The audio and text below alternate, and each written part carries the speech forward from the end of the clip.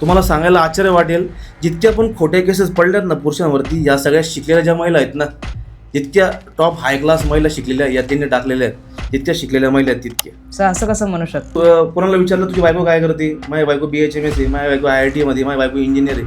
नागपुरात 19 वर्ष तरुणीवरती सामूहिक बलात्कार झाल्याची घटना घडल्याची तक्रार दाखल करण्यात आली होती. मात्र ती तक्रार खोटी असल्याचं पोलीस तपासात समोर आलंय. कुटुंबात सुरू असलेल्या वादातून तिनं हे कृत्य केल्याची प्राथमिक माहिती पोलिसांना तिनं दिली आहे. मग तू शिकलेली आहे, मग आम्ही तुला का तिथं कामासाठी पाठवलं का? तुमच्या पुण्या सिटीमध्ये आई वडिलांना डस्टबिन म्हणतात मुली, डस्टबिन. तर एक पुरुष जेव्हा कमवतो ना, तर तेव्हा काय विचार करतो एक विवाहित पुरुष, की मी आता कमवतोय, तर मी माझा पैसा म्हणजे मी कमवतो कशासाठी? मी माझ्या बायका पोरांना चांगलं शिक्षण, चांगलं त्यांना लाईफस्टाईल देण्यासाठी कमवतोय. पण जेव्हा एखादी स्त्री कमवते ना, तर ती विचार काय करते माहिती का तुम्हाला, की मी आता कमवते, आता मला कोणाचीच गरज नाही. आणि जेव्हा एखादा पुरुष रडतो ना, तेव्हा ती भयानक परिस्थिती असते. जेव्हा एखादा पुरुष रडतो आणि पुरुष रडतो, आणि जेव्हा तो रडत नाही समजून घ्यायचा, तर त्याने आत्महत्या केली. आणि लग्नानंतर तेच सासरवाडीवाल्याने केलं, म्हणजे नवऱ्याने केलं, तो अत्याचारी समजला जातो. हे हा झाला युगो प्रॉब्लेम. ओके. मग तू कामच करते का? तू का काम करते? इतक्या वेळ कोणी काम करतं का? म्हणजे त्या मुलीचा अक्षरशः ते विषय डायव्हर्ट करून टाकतात ते मुलीविषयी. जेव्हा एक्स्ट्रा मॅरिटल अफेअर म्हणजे लोक पडतात ना, त्यांचं एकच वाक्य असतं, ती मला वेळ देतो, तो मला वेळ देतो. आपला समाजात तसं होऊन गेला आहे, एखादा पुरुष रडायला लागला तर त्याला 10 लोक बोलतात, काय रडतोय, बाईवानी रडतोय, काय बाईलावानी रडतोय. पण एखादी जर स्त्री रडायला लागली तर त्याला 10 पुरुष आमचे खांदे द्यायला पडतात. पण आजकाल मुलींना काहीही घ्यायची गरज नाही, त्याला सगळं आयतं मिळतंय. पहिले बायकांना अर्धा ग्रॅम सोनं मिळायचं, आजकाल मुलींना 15 तोळा सोनं मिळतंय. सोन्याचा भाव काय माहिती आहे का? काय तुम्हाला काय करायची गरज आहे? तुला नोकरी केली पाहिजे. ते तर बोलले तुला नोकरी करावी लागेल असं, मग तू नोकरीला का जात नाही? झाला त्याविषयीचा डायव्हर्शन झालं. ती मग तिथं संध्याकाळी जायला मूड चेंज होतं मुलीचं. एक पीडित आहोत, कारण की आज पीडिता फक्त बाईला समजलं जाते. पुरुष पीडित म्हटला की लोक अक्षरशः त्याच्यावर हसतात. बरोबर. पण ही परिस्थिती नाही. आज तुम्ही बघायला गेले तर सगळ्या ठिकाणी 99% या केसेस खोट्या असतात. पुरुषांच्या साईडने कोणता कायदाच नाही. तेच जर कधी आपण स्त्रीचं बघितलं तर 61 कायदे बनवून ठेवलेले आहेत. आत्ताचे जे पुरुष आहेत, जे लग्न करतात आहेत, ज्यांचं लग्न जमलंय किंवा जमायचं बाकी आहे, त्यांच्यासाठी एक फिल्टर्स म्हणतो ना आपण, ह्या गोष्टी तर बघाच लग्न करण्याच्या आधी, त्या कोणत्या असतील? नमस्कार मित्रांनो, माझं नाव अभिषेक आणि तुम्ही पाहतात AB इंटरव्ह्यूज. तर मित्रांनो, आज खूप स्पेशल टॉपिक तुमच्यासाठी घेऊन आलोय. बेसिकली हा जो टॉपिक आहे, सो खरंच खूप कमी लोक ह्याबद्दल सांगतात. So first of all sir, तुमचं सगळ्यांचं एक सोबत स्वागत आहे AB इंटरव्ह्यूज मराठीमध्ये. माझं नाव संकेत मनोज दाभाडे, मी पुरुष स्वाभिमानी फाउंडेशनचं फाउंडर आहे. आता आम्ही हे फाउंडेशन जे स्थापन केलेलं आहे, हे आम्ही केलेलं आहे ज्या पत्तेपीडित पुरुष असतात, ज्यांच्यावर खोट्या डोमेस्टिक व्हायलन्स 498 खावटी वगैरे इतर सारख्या केसेस झालेल्या असतात, तर यांना आम्ही मानसिक, भावनिक आणि त्यांना काही थोडाफार कायदेशीर आधार देण्यासाठी आम्ही हे काम करतो आहे फाउंडेशनमार्फत. आत्ता जवळपास आमच्या पूर्ण महाराष्ट्रात आमची पूर्ण टीम आहे, जवळपास 2200 ते 2300 लोकांची टीम आहे.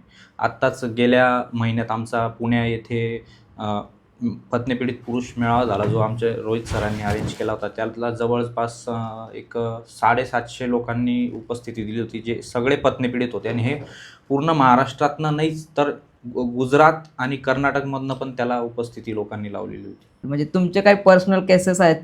कारण की तुम्ही कसे एकत्र आले ॲक्च्युली, काय सांगाल? ॲक्च्युली मी मर्चंट नेव्हीमध्ये काम करायचो युरोपला.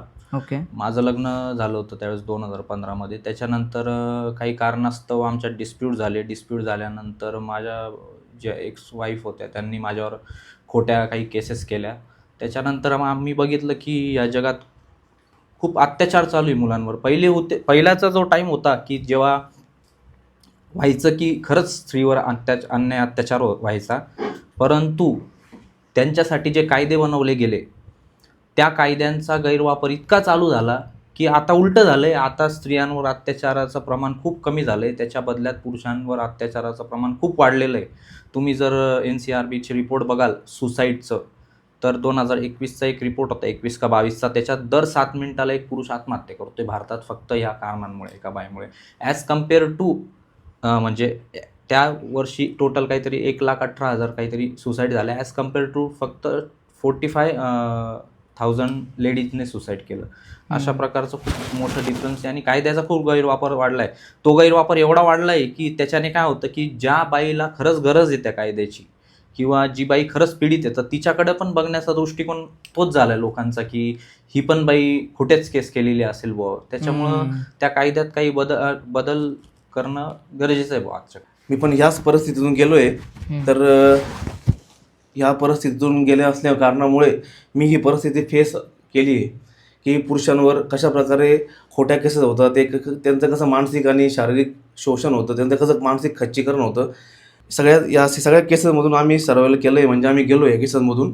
म्हणून आम्ही या पुरुष स्वाभिमानी फाउंडेशनची एक त्या म्हणताना की अशा पुरुषांना कुठं दिलासा आणि मानसिक आधार मिळत नाही, म्हणून आम्ही सर्वांना याचा अभ्यास करून की आपण बी या पुरुषांसाठी लढलं पाहिजे, पुरुषांसाठी समोर आलं पाहिजे. कारण की आम्ही कोर्ट कचेरी आणि पोलीस स्टेशनमध्ये काय परिस्थिती आहे ते ॲक्च्युअल ही आजपर्यंत कोणाला माहीत राहत नाही आणि कोणी सांगत पण नाही.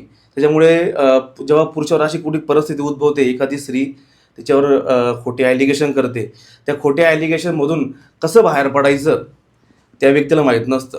तो सुरुवातीला आधी जेव्हा हे खोटे केसेस, जेव्हा एखादी बायको एखाद्या पुरुषावर खोट्या केसेस करते घरगुती हिंसाचाराच्या, त्याला सुरुवातीला पहिली गोष्ट म्हणजे त्याला कळत नाही की आपण कुठं दाद मागावी. कारण की आधीपासून एक समाजाने ठरवून दिलं आहे की स्त्रियांच्या बाजूने कायदा आहे असं. मग तो मनात तेच घेऊन फिरतो की महिलांच्या बाजूने कायदा आहे, आपण कुठं दाद मागता येणार नाही आणि आपलं कोणी ऐकून घेतलं जाणार नाही. आणि तो हा असा सेन्सिटिव्ह विषय घरगुती प्रकरण की ती व्यक्ती कोणाजवळ बोलू बघत नाही. कारण की तो कोणाजवळ बोलला की मग ते हास्यास्पद गोष्ट होऊन जाते. मी कोणाजवळ बोलू या गोष्टी की माझ्या बायकोने माझ्यावर खोटे ॲलिगेशन करून मला या खोट्या केसामध्ये अडकवलं आहे. मग तो कुठं दाद न मागता कुठं दाद मागायला गेलं आहे तर पोलिस लोक त्याला टॉर्चर करतात, वकील लोक खोटे बोलतात की तू असं कर तसं कर. ॲक्च्युअली बघायला गेलं तर हे न घाबरता लढणारे केसेस आहेत. आम्ही हेच प्रत्येक पुरुषांवर, ज्या पुरुषांवर ही गोष्ट झालेली आहे किंवा असे बरेचसे पुरुष याच्यात अडकलेले आहेत, आपण त्यांना मानसिक आधार देण्याचं काम करतो या फाउंडेशनच्या द्वारे. तर म्हणजे इथून कुठल्याही पुरुषाने ह्या केसेसमध्ये अडकून आत्महत्या नाही केली पाहिजे. कारण की त्याला परिस्थिती माहीत नसते की आपल्यावर ह्या खोट्या केसेस झाल्या आहेत, पण ह्या खोट्या केसेस झाल्यानंतर याला फाईट कशी करायची, मला कोण साथ देणार आहे, मला कोण माहिती देणार आहे की मी याच्यात अडकलो आहे, मला याच्यातनं कोण बाहेर काढणार आहे. तशी म्हणून ही एक टीम आम्ही पुरुष स्वाभिमानी फाउंडेशन हे 2017 या साली सुरू झालं होतं. पण ते रजिस्ट्रेशन आपण NGO डिसेंबर 2024मध्ये त्याची स्थापना केली. आणि आजच्यात आम्ही ह्या फाउंडेशनच्या द्वारे चौथा मेळावा जो होता आमचा पुण्यात जो आयोजित केला होता तो चौथा मेळावा होता. पहिला जो 2 मेळावे झाले ते नाशिकमध्ये झाले आणि तो तिसरा मेळावा होता तो उल्हासनगर झाला. आणि आमच्या चौथ्या मेळाव्याला खूप चांगला प्रतिसाद मिळाला.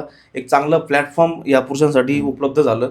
बरेच पुरुष या प्लॅटफॉर्मच्या द्वारे आपलं म्हणणं जगासमोर मांडायला लागले की मी सुद्धा एक पीडित आहोत. कारण की आज पीडिता फक्त बाईला समजली जाते. पुरुष पीडित म्हटला की लोक अक्षरशः त्याच्यावर हसतात. बरोबर. पण ही परिस्थिती नाही. आज तुम्ही बघायला गेले तर सगळ्या ठिकाणी 99% या केसेस खोट्या असतात. तर मग ते जगासमोर आणण्याचं काम, सत्य परिस्थिती आणण्याचं काम या फाउंडेशनद्वारे आम्ही करतोय. माझं नाव रोहित नागवंशी, मी one of the core member Purush Swabhimani फाउंडेशनचं. माझ्या व्यतिरिक्त, आमच्या तिघा व्यतिरिक्त अजून 4 जण आहेत. बालाजी डोरनलपल्ले जे संभाजीनगरमध्ये असतात, तुषार चौधरी मुंबई, संजय पवार आहेत धुळ्यामधून. तर असे आम्ही कोर मेंबर्स आहेत. आणि मोसिम पिंजारी म्हणून एक आहे ते शिरपूरला. तर मी पण या केसेसमधनं गेलेलो आहे, खोट्या केसेसमधनं. आणि एक ओव्हरव्ह्यू द्यायचं झालं तर माझ्यासोबत असं घडलं होतं की माझं लग्न ठरलं. तर लग्न करायला मी 1 वर्ष घेतलं की एकमेकांना समजायसाठी. तेव्हा माझ्या स्पाऊसचं बिहेवियर काहीतरी वेगळं होतं. आणि जसं लग्न झालं पूर्ण 360 डिग्री फ्लिप झालं बिहेवियर पूर्ण. मग ती प्रेग्नंट झाली, अजूनही एक्स्ट्रीम झालं बिहेवियर. त्यानंतर माझा मुलगा झाला, अजूनच चेंज झाला बिहेवियर. मुलगा झाला आणि मला एकदमच पैशांची मागणी करण्यात आली. माझी बायको सोडून तिच्या माहेरी चालल्या गेली आणि अचानक मला पैशांची मागणी करण्यात आली. आणि तो माझ्यासाठी खूप मोठा एक ट्रिगर पॉईंट होता की पुरुषांवर कसे अत्याचार होतात. आणि त्या टाईमला जेव्हा मी काही वकिलांना भेटलो, पोलिसांना भेटलो, मग मला कळालं की हे सगळं कसं वन सायडेड चालतंय. आणि तिथूनच मग मला कुठेतरी मोटिवेशन भेटलं की भरपूर असे पुरुष आहेत की या ज्या खोट्या केसेसमध्ये अडकलेले आहेत. भरपूर पुरुषांना असा त्रास होतो, पण त्यांचं ऐकणारं कोणीच नाही. मग सहज सोशल मीडियावर म्हणजे सर्चिंग वगैरे करताना आम्ही एकमेकांसोबत कनेक्ट झालो आणि तिथून आम्ही हा कॉज स्टार्ट केला. ओके. तर आम्ही जसं सांगितलं तुषार भोसले यांनी की डिसेंबर 2024 आपण स्टार्ट केलं. तेव्हा आपण NGO रजिस्टर केली आणि आत्ताच्या टाइमला आपले 2450 मेंबर्स आहेत. ओके.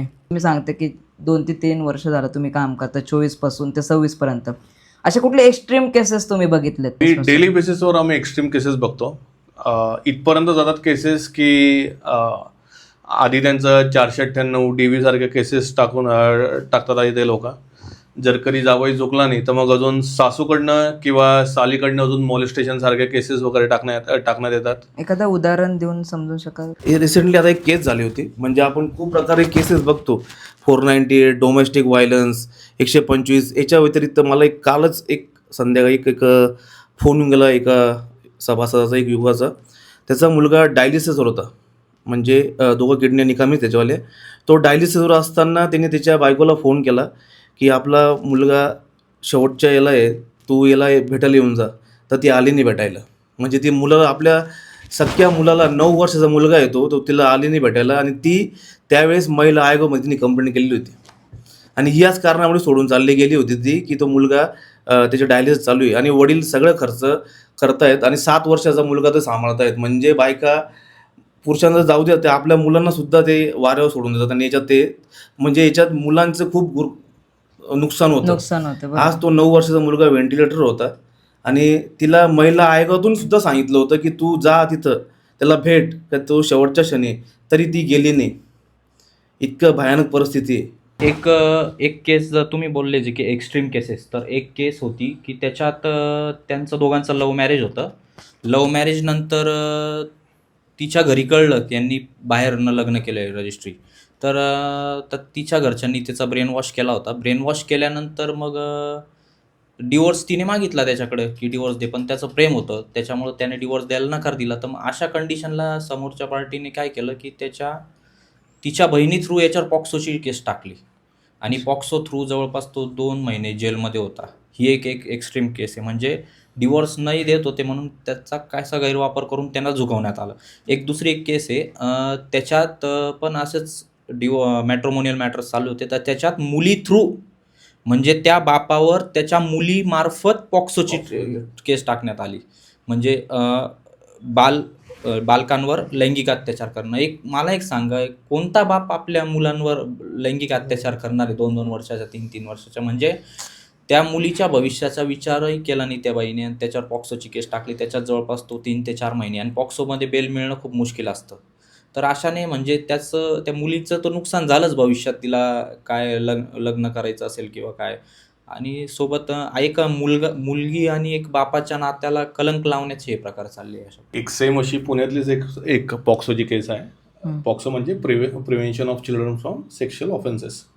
त्या केसमध्ये असं झालेलं की त्या व्यक्तीच्या वाईफने DVची केस टाकून ठेवलेली, त्यासोबतच 498 वगैरे पण टाकून ठेवलेलं आहे.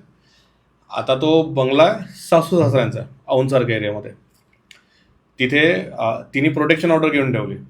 म्हणजे ज्यांचं घर आहे तो मुलगा, त्याचे आईवडील, त्यांना बाहेर जावं लागलं तिथून राहायला. त्यानंतर त्यांना कोर्टमधून ऑर्डर घ्यावं लागली की आम्हाला आमच्या घरात राहू द्या. कोण? मुलाची आई आणि वडील. बरोबर. त्यांना पण मुलगी आहे आणि मुलगा पण आहे त्यांना. ते गेले होते, त्यांच्या घरातच गेले ते परत राहायला. केस अशी मग टाकण्यात आली की आईकडनंच पॉक्सोचीच केस टाकण्यात आली सासू आणि सासऱ्यावर, म्हणजे त्या मुलीच्या आजी आजोबांवर. केस अशी टाकण्यात आली की मी घरी नसताना सासूने माझ्या मुलीचे कपडे काढले आणि सासऱ्याने माझ्या मुलीवर लैंगिक अत्याचार केला. बापरे. आणि या केसेसला कोणती अँटिसिपेटरी बेल भेटत नाही आणि रेग्युलर बेल पण लवकर भेटत नाही. मिनिमम तुम्ही 3 महिने जेलमध्ये असतात. आणि त्याला असं होतं की पोलीस लोक विदाऊट एनी प्रिलिमिनरी इन्व्हेस्टिगेशन ती FIR रजिस्टर करतात आणि जे अक्युज्ड आहे त्यांना अटक करतात. सो याच्यामध्ये बेसिकली प्रॉब्लेम दिसतो की प्रूफ काय, म्हणजे फॉर एक्झाम्पल आज मग कुठलीही महिला कुणावर पण हे केस टाकून कुणाला पण आतमध्ये टाकू शकते. मॅट्रिमोनियल केसेसमध्ये कोर्ट किंवा पोलीस स्टेशन कोणतेच प्रूफ बघत नाही. जस्ट मिअर स्टेटमेंट, एक महिलेचं फक्त स्टेटमेंट आणि एक तक्रार जरी तिने केली तरी FIR फाईल होते आणि कोर्टमध्ये DVची किंवा CRPC 125 ची केस फाईल होते. सर मग हे प्रायमा सगळं फेस एव्हिडन्स त्याचे काहीच राहत नाही. सो हे सगळ्या सिस्टीमचा राग येत नाही का सर तुम्हाला? राग भरपूर येतो. राग त्याचा काय आहे की ही सिस्टम जी आहे ही 150 वर्ष जुनी आहे.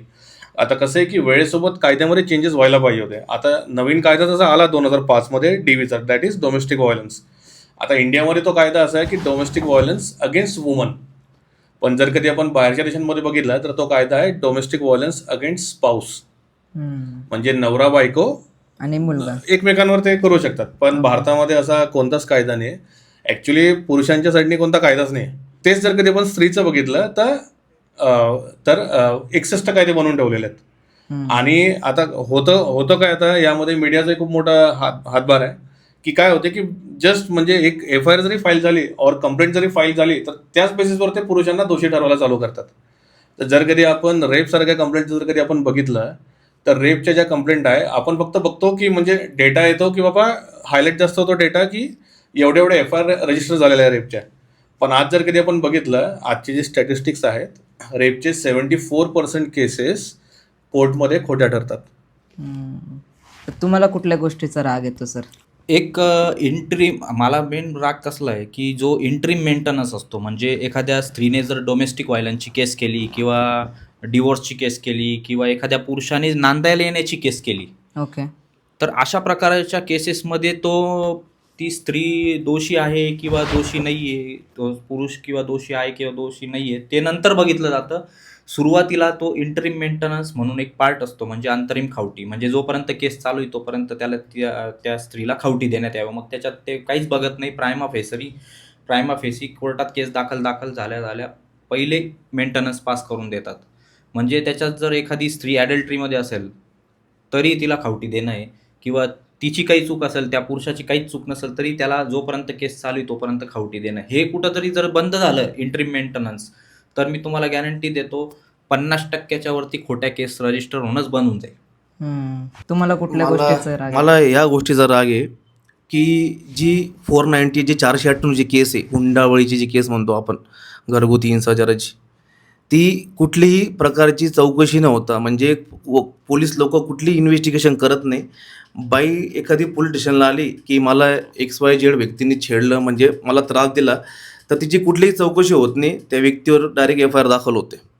म्हणजे आपण म्हणतो की पोलीस चौकशी करतील, कुठल्या प्रकारची शहानिशा करतील, ते कुठल्याही प्रकारची शहानिशा नाही होत पोलिसांकडनं, तर डायरेक्ट ही FIR दाखल होते आणि त्या व्यक्तीला आरोपी म्हणून घोषित केलं जातं. आणि ते आरोपी म्हणून घोषित केल्यानंतर ते कोर्टात किती वर्ष चालेल केस, आणि त्या केसेसमधून त्याची 100% सुटका होते. या जो 490 जी केस आहे हुंडाबळीची आताच्या परिस्थितीत जी खोटी केस असते त्याच्यात तिची 100% ही निर्दोष मुक्तता होते. पण तिचा निकाल लागेपर्यंत त्या व्यक्तीचं करिअर उद्ध्वस्त होऊन गेलं असतं, त्याला मानसिक प्रताडणातून तो गेलेला असतो आणि त्याचा न्याय व्यवस्थेवर विश्वास उडून जातो. मला पोलीस प्रशासनाला एकच विनंती आहे की जी व्यक्ती खरंच खोटी आहे, खरं तिने महिलांना खरंच आपल्या बायकोला खरंच त्रास दिला आहे, तुम्ही त्यांना त्याच्यावर जरूर कारवाई करा. तुम्ही पण कुठली इन्व्हेस्टिगेशन नाही होता, तुम्ही सरळ त्या पुरुषावर गुन्हा दाखल होतो. त्या पुरुषावर तर सोबत त्याच्या आईवडिलांवरती, त्याच्या बहीण भावांवरती, त्याच्या नातेवाईकांवरती, असे नातेवाईक की तिथे अक्षरशः 500, 600 किलोमीटरवर राहतात, त्यांचेसुद्धा तुम्ही नावं टाकतात की ती बाई नावं टाकते त्या FIRमध्ये, त्याच्यावर बाई कुठलीही चौकशी नव्हतं, इन्व्हेस्टिगेशन नव्हतं, तो गुन्हा दाखल होतो. तर उदाहरण द्यायचं असलं तर एक भारतात म्हणजे ती व्यक्ती नाशिकमध्ये, ती महिला, आणि तिला छेडलं कोणी अमेरिकेत राहणाऱ्या व्यक्तीने, तरी त्याचं नाव टाकलं जातं. तो अमेरिकेतनं काही लगेच पटकन येऊन त्या मुलीला मारहाण करणार नाही, कारण अमेरिकेत नेणं किती सोपं काम आहे. तरी तो कुठलाही विचार होत नाही पोलिसांमध्ये की ही व्यक्ती राहायला कुठे, ही खरंच त्या व्यक्तीच्या घरात राहते का, ही व्यक्ती त्या महिलांसोबत राहत होती का, हिचे भाऊ बहीण, हिचे आत्या मामा, अक्षरशः म्हणजे 10-10, 15-15 लोकांची नावं टाकले जातात. त्या लोकांना मानसिक प्रताडणा वेगळी, त्यांना कुठल्या प्रकारे तुम्ही सहानुभूती दाखवत नाही पोलीस स्टेशनला बोलून. तुम्ही प्लीज कृपया, मला पोलीस प्रशासनाला एकच विनंती आहे की कायदा तुम्हाला, मला माहिती आहे कायद्यात बदल होणार नाही, कायदा असं चालू राहणार आहे, पण तुम्ही एक खऱ्याची बाजू घ्या. खरंच तो व्यक्ती चुकला आहे, तो पुरुष खरंच चुकला आहे, तो खरंच अत्याचारी आहे, तो खरंच शिक्षेस पात्र आहे. पण तुम्हाला पण चांगलं माहिती आहे पोलीस प्रशासनाला की तुमच्याकडे येणारे केसेस आहेत FIR जे असतात ते खोटे असतात, तुम्ही कुठले इन्व्हेस्टिगेशन करत नाहीत. तर कृपया असं करू नका, कारण की आमच्या फाउंडेशनमध्ये पोलीस कॉन्स्टेबल पण आहेत, पोलिस पण आहेत आमच्यात, प्रत्येक क्षेत्रातला माणूस आहे. तर चौकशी करा आणि खरं तो दोषी आहे, खरं तो व्यक्ती आढळला आहे त्याच्यात, खरं तुम्ही त्याला शिक्षा द्या. बाकी याच्यात सगळे जे बाईला त्यांनी अक्षरशः काही त्रास दिला नसेल तर असे व्यक्ती याच्यात भरडले जात आहेत. बरोबर आहे. म्हणजे तिला बाईंना त्यांनी कुठला त्रास दिला नाही असे व्यक्ती याच्यात भरडले जातात आणि ते या गुन्ह्याचा शिकार पडत आहेत, खोट्या केसेसमध्ये अडकत आहेत. काही लोकांनी आत्महत्या पण केलेली आहे. आणि एक जो आपल्या घरातला जो करता पुरुष आहे आईवडिलांचा, तो त्या व्यक्तीने गमावला आहे, पण याच्याकडे कोणी सहानुभूती नजरेने बघत नाही. कारण की एखादा पुरुष राहायला काय आणि मेला काय या सिस्टीमला काही घेणं देणं नाही. तुम्ही इतके सारे एक्स्ट्रीम केसेस बघितलेत, बरोबर. सो आता महिलांवर विश्वास बसतो का तुमचा सर? हे बघा काय आहे माहिती आहे का, खूप महिला चांगल्या पण आहेत. म्हणजे काय झालं आहे, ज्या महिलांना खरंच त्रास नाही अशा काही महिलांमुळे तुम्हाला सांगायला आश्चर्य वाटेल, जितक्या पण खोट्या केसेस पडल्यात ना पुरुषांवरती, या सगळ्या शिकलेल्या ज्या महिला आहेत ना, जितक्या टॉप हाय क्लास महिला शिकलेल्या या त्यांनी टाकलेल्या आहेत, जितक्या शिकलेल्या महिला आहेत तितक्या. सर असं कसं म्हणू शकता हो. तुम्ही? मी आज कोणाला विचारलं तुझी बायको काय करते, माझी बायको BHMS आहे, माझी बायको IIT मध्ये, माझी बायको इंजिनियर आहे, माझी बायको चांगले शिक्षण झाले, BSc ॲग्री, हे ते. हा पहिला प्रश्न तो असतो ना, माझी बायको शिकलेली आहे, माझी बायको हे केलेली आहे. ही एक कॅटेगरी झाली. दुसरी कॅटेगरी आहेत ज्या मुली आहेत त्यांना फक्त ते त्यांचे आईवडील सांगतात. इगो प्रॉब्लेम जो असतो ना, इगो प्रॉब्लेम. कसला इगो? म्हणजे इगो प्रॉब्लेम म्हटलं म्हणजे काय होतंय माहिती आहे का, सगळ्यांचा अफेअर होतो, लव होतात, व्यक्ती प्रेमात पडते, 7-8 वर्ष प्रेम चालतं, एंगेजमेंट होते, बरोबर, लग्न होतं, पण संसार नाही होते. का नाही होते संसार? कोणामुळे संसार होत नाही? सगळं होते, कारण की संसार कोणामुळे संसार होत नाही, कारण की संसारात पडल्यानंतर माणसाचं आयुष्य एक खूप चेंज होतात. बरोबर. मुलीमध्ये पण बदल होतात आणि माणसामध्ये आपसुकच बदल होतात. ते एक वेगळ्या दुनियात पाऊल ठेवलं जातात, ते एक सेपरेट कपल आहेत. बरोबर. पण काय होतं की मुलीचं लग्न झालं आणि तिचं लग्न झाल्यानंतर तिचा जो आईचा इंटरफेअर आहे तो खूप इतका वाढलेला आहे फोनमुळे. मिनटाला फोन असतो. आपण रोजची रुटीन आपण चेक करूया सगळ्यांची. रोजची रुटीन काय असते? मी उठलो सकाळी, आईचा फोन आला, ते एखादी लेडीज काय म्हणणार की मी नाश्ता बनवते. बरोबर. परत आईचा फोन आला अर्ध्या घंट्यात, एखादी लेडीज काय म्हणणार घरातलं काम की मी कपडे धुते, मी घरातलं आवरते. तर आईला काय वाटतं माझी मुलगी कामच करते दिवसभर, मग काय करणार आहे मुलगी? ह्या अत्याचार झाला. म्हणजे एखाद्या मुलीचे आईवडील लग्नाआधी तिला रागवतात, तिला बोलतात, ते संस्कारी म्हणवतात, आणि लग्नानंतर तेच सासरवाडीवाल्याने केलं म्हणजे नवऱ्याने केलं तो अत्याचारी समजला जातो. हा झाला युगो प्रॉब्लेम. ओके. मग तू कामच करते का? तू का काम करते? इतकं वेळ कोणी काम करतं का? म्हणजे त्या मुलीचा अक्षरशः ते विषय डायव्हर्ट करून टाकतात ते मुलीविषयी. मग तू शिकलेली आहे, मग आम्ही तुला का तिथं कामासाठी पाठवलं का? तुला नोकरी केली पाहिजे, ते तर बोलले तुला नोकरी करावी लागेल असं, मग तू नोकरीला का जात नाही? झाला त्या विषयीचा डायव्हर्सन झालं. ते मग तिथं संध्याकाळी डायरेक्ट मूड चेंज होतं मुलीचं. आणि अशा सुद्धा केसेस बघितल्या आहेत. सगळं सुरळीत चालू आहे. मुलगी व्यवस्थित नांदते सासरी, तरी त्यांच्या आईने त्यांना संसार उद्ध्वस्त केलेला आहे. कशामुळे? का केला तुम्ही लग्न का केलं तुम्ही मुलींचं लग्न का केलं? बाई तू आता म्हणता कसे तू तिकडची झाली, बरोबर. मग तुला आता सासू सासरे गोड लागतात, तू मामी कोण आहेत, मामी तुला जन्म दिला नाही का? असे इमोशनल ब्लॅकमेल केलेले पोरींचे, आणि पोरी याच्यात गर्तेमध्ये अडकलेले आहेत. पोरींना एक विनंती आहे, तुम्हाला जर तुमचं चांगलं कळतंय, मला एक चांगल्या व्यक्तीचं लग्न झालेलं आहे, माझ्या एखाद्या चांगल्या व्यक्तीशी लग्न झालेलं आहे, माझं सगळं व्यवस्थित आहे, तर कोणाचं ऐकायचं कोणाचं नाही ऐकायचं ते तुमच्या हातात आहे. शिकलेल्याचा उपयोग हा करा. पहिला मुद्दा काय माहिती आहे का? पहिली गोष्ट म्हणजे मुलांचे लग्न होत नाही. बरोबर आहे. हा मुद्दा बरोबर आहे. बरोबर. ज्यांचे लग्न होत आहेत ते 30-35-40 मध्ये आलेले लोक आहेत. बरोबर. 30-35-40 आलेले. तुम्ही मुलगी एखादा बाप आपली मुलगी देतो कोणाला? जो वेल सेटल आहे, बरोबर, ओके, त्याला चांगला पगार आहे, पगार आहे. चांगला तो जॉबला आहे, त्याचं पुणे मुंबई नाशिकमध्ये फ्लॅट आहे, बरोबर, गावाकडे शेती आहे, तुम्ही अशांना मुली मिळत आहेत, जो गव्हर्नमेंट जॉबला आहे, चांगला वेलिफाईड, सगळं अशांना मुली मिळत आहेत. मग ती व्यक्ती त्या मुलीचा छळ करणार का? ज्याला काहीच कमी नाही. काहीच कमी नाही. बरोबर. उदाहरणार्थ द्यायचं म्हटलं म्हणजे एखादी व्यक्ती 10 लाख रुपये कमवते आणि तुला तो 2 लाखासाठी तुला छळ करणार आहे का? सिस्टीमला मला हे विचारायचं आहे. कारण की याची चौकशीच होणार नाही ना. पण ऑलरेडी ही वेळ निघून गेली असते. मुली त्यांच्या इगोमुळे, त्यांच्या याच्यामुळे मुलांवर अक्षरशः डोमेस्टिक व्हायलन्सच्या केसेस, 498च्या घरगुती हिंसाचाराच्या केसेस अक्षरशः इतक्या पडत आहेत, मरद को भी दर्द होता है अभी. तो डायलॉग तो म्हटलं होतं, पण आता माणसाला पण त्रास होतो. आणि कोणत्या व्यक्तीला आता काही घेणं देणं नाही. कोणत्या व्यक्ती बाईला त्रास देत नाही. त्याच्या मागं इतक्या तो 8 घंटे सोडून 12 घंटे जॉब कशासाठी करतो की मी ज्या मुलीशी लग्न केलं आहे तिची लाईफ माझ्यामुळे बेटर व्हावी.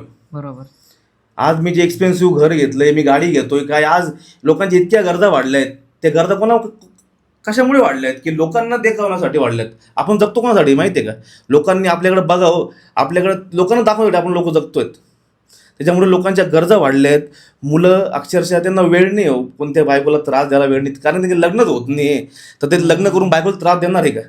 बरोबर आहे. 40मध्ये होतात. प्रत्येकाला काय अपेक्षा असते मुलांची की हिने घर सांभाळावं आणि घर सांभाळावं, पण घर फक्त हिने घरात राहावं आणि आई वडिलांची काळजी घ्यावी. आजच्या माणसाची इतकीच अपेक्षा आहे. आणि आजकाल मुलींना काहीही घ्यायची गरज नाहीये. बरोबर आहे. पूर्वी बायका अक्षरशः एक बादली, एक हांडा पण आणला ना यात्रेतनं तर खूप त्यांना असं खूप मोठं वाटायचं. पण आजकाल मुलींना काहीही घ्यायची गरज नाही, तिला सगळं आयतं मिळतंय. पहिले बायकांना अर्धा ग्रॅम सोनं मिळायचं. आजकाल मुलींना 15 तोळा सोनं मिळतंय. सोन्याचा भाव काय माहिती आहे का? तुम्हाला काय करायची गरज आहे? तुम्हाला सगळं मिळतं, सगळे त्या मुलाच्या घरात. तुम्ही सगळी चौकशी करून, तपास करून तुम्ही त्या मुलाला मुलगी देतायत आणि तुम्ही त्या मुलाचं एका छोट्याशा याच्यामुळे किती म्हणजे मला असंच एकदम तुच्छ प्रॉब्लेममुळे आज या पुरुषांवर खोट्या केसेस पडल्या आहेत. तर नवरा बायकोच्या नात्याला, आपल्या विवाह संस्कृतीला खरंच कलंक लागायचा प्रयत्न होतोय. आणि ही विवाह संस्कृती संपते फक्त ह्या इगो प्रॉब्लेममुळे.